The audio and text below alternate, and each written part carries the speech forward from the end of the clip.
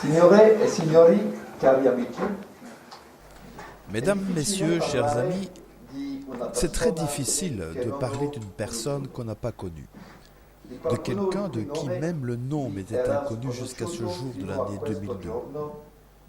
À cette époque, je venais de commencer mon combat contre l'intégrisme musulman et contre la charia en Belgique, juste après les attentats de New York.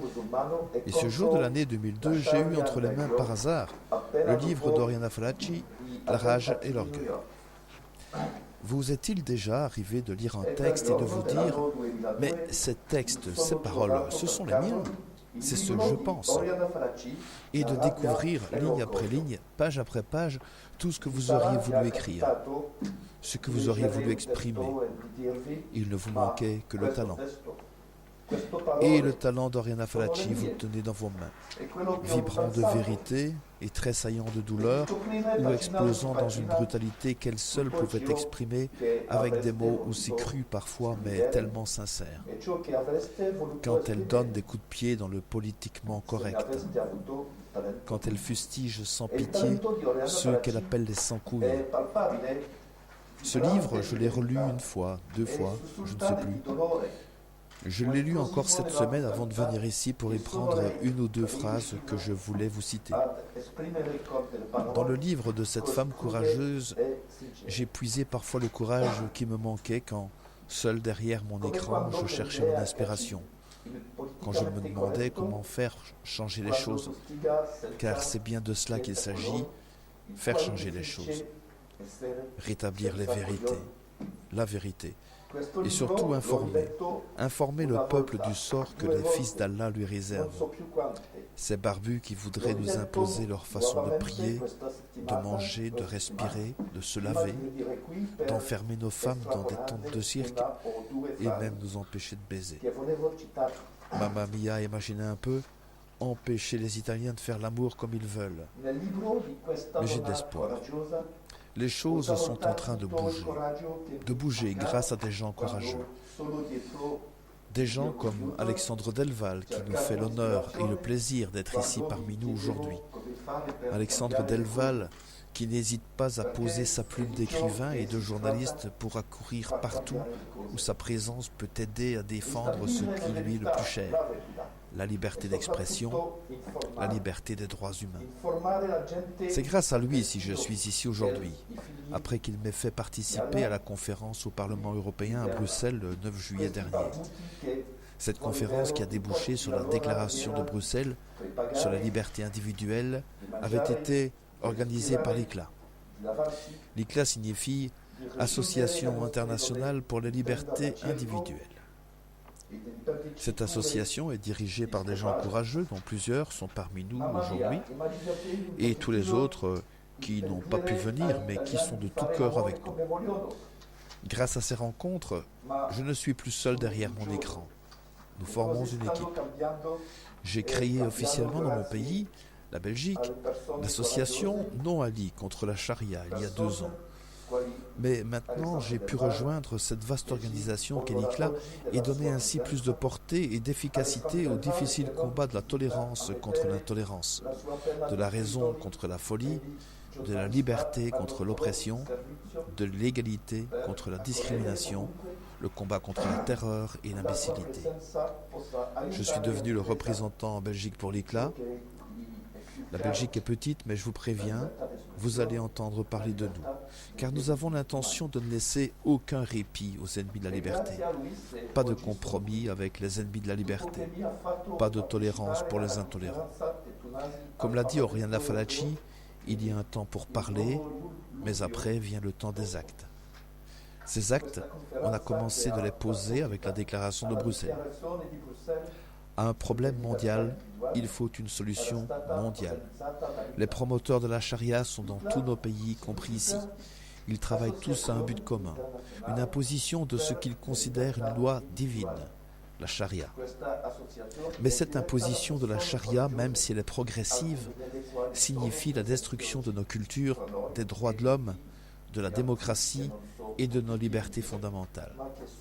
Cela ne peut pas être permis. L'ICLA ne le permettra pas, vous ne le permettrez pas. Pour terminer, parce qu'il y a encore beaucoup d'autres intervenants aujourd'hui, je vais vous citer quelques mots d'Oriana Fallaci. Ils sont destinés spécialement à nos amis italiens. Quelle est donc mon Italie? Très simple, mon cher, très simple.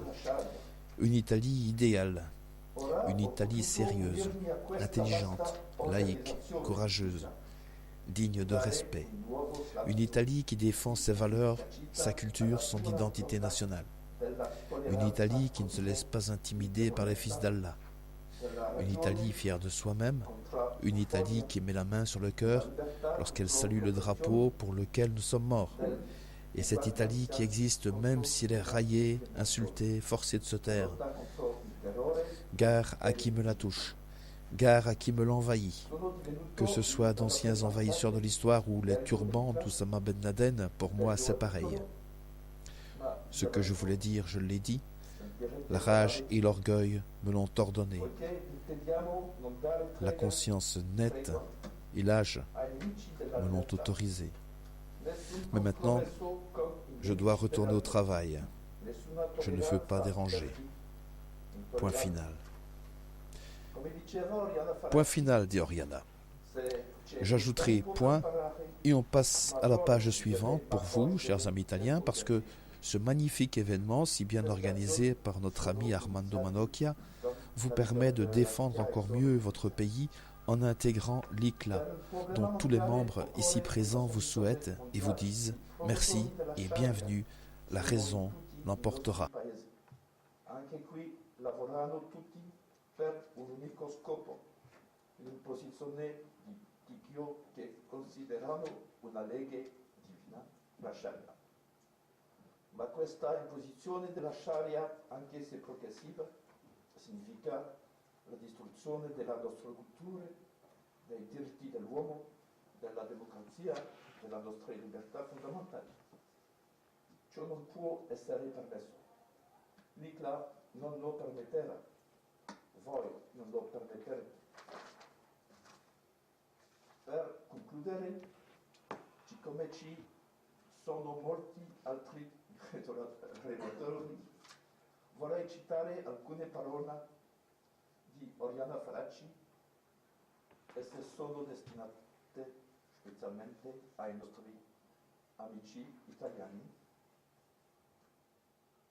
Qual è dunque la mia Italia? Molto semplice, caro mio, molto semplice. Un'Italia ideale, un'Italia seria, intelligente, laica, coraggiosa, degna di rispetto.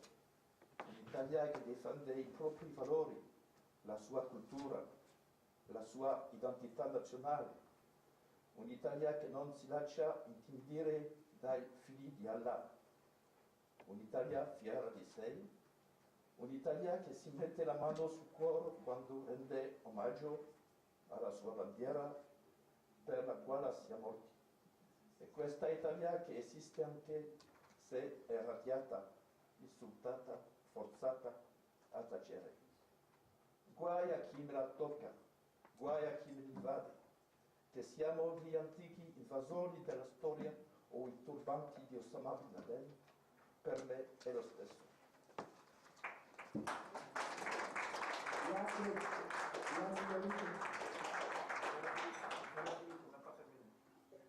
Quello che avevo da dire l'ho detto. La rabbia e l'orgoglio me l'hanno rovinato. La coscienza pulita e netta me l'hanno consentito. Ma ora devo rimettermi a lavorare, non voglio essere disturbata. Punto e basta. Punto e basta, dice Oriana. Aggiungerai per voi, cari amici, punto e che si passi alla pagina successiva affinché questo magnifico avvenimento così ben organizzato dal nostro amico Armando Manocchia vi permetta di difendere ancora meglio il vostro paese integrando l'ICLA, del quale tutti i membri presenti vi augurano e vi dicono grazie e benvenuti. La ragione l'avrà vinta.